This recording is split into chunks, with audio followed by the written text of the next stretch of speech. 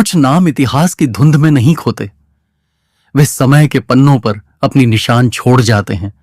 21 साल की उम्र में उसने जिंदगी से बड़ा बलिदान दिया। यह है कहानी सेकंड लेफ्टिनेंट अरुण खेत्रपाल की, जिसकी हिम्मत ने इतिहास बदल दिया। 1971 सिर्फ एक युद्ध नहीं था, इंसानियत के लिए लड़ाई थी।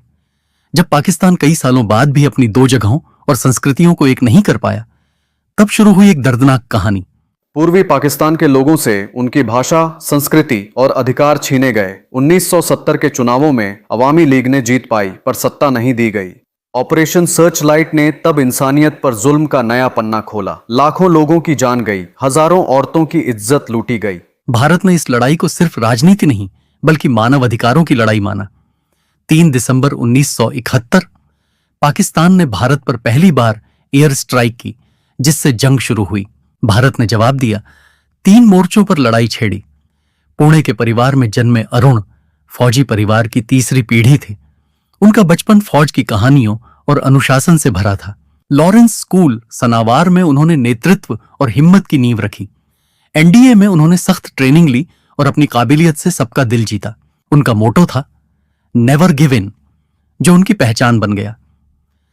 13 जून 1971 को उन्हें 17 पूना हॉर्स रेजिमेंट में कमीशन मिला और 6 महीने बाद शुरू हुआ उनका इतिहास।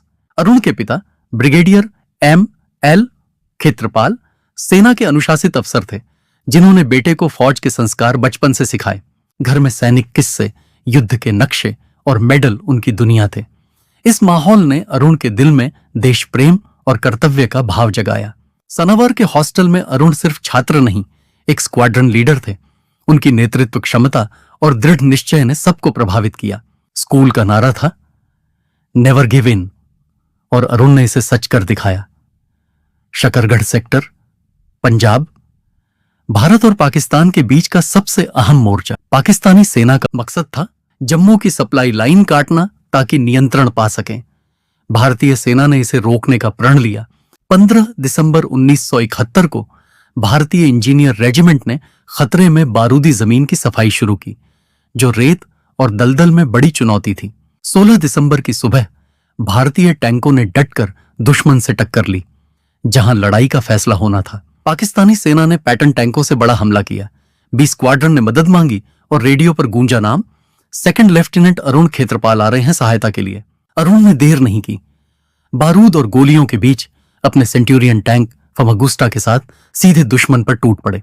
4 दुश्मन टैंक उन्होंने अकेले ही उड़ा दिए, पर उनके टैंक को 2 बार चोट लगी। पहला गोला टैंक के अंदर लगा और वो घायल हुए। आदेश मिला लेफ्ट टैंक, पर उनका जवाब था हिम्मत से भरा, No, sir, I will not abandon my tank.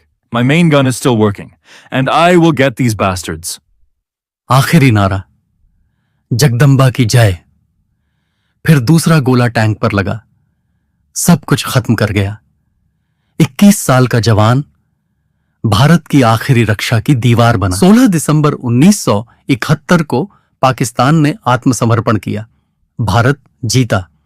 Second lieutenant Arun Khetrapal को मरणोपरांत मिला भारत का सबसे बड़ा वीरता सम्मान, परमवीर चक्र। उनकी बहादुरी आज भी पूना हॉर्स की हर परेड में याद की जाती है और भारत के हर जवान के दिल में उनका नाम प्रेरणा है।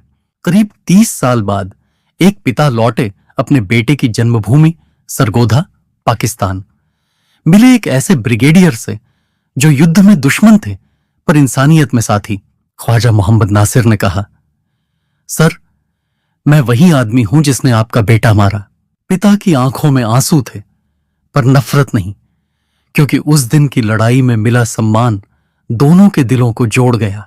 आज भी पूना हॉर्स की हर सुबह उसी नारे से शुरू होती है, never give in. Arun Khetarpal सिर्फ एक सैनिक नहीं, एक निशान है देश प्रेम, हिम्मत और समर्पण का।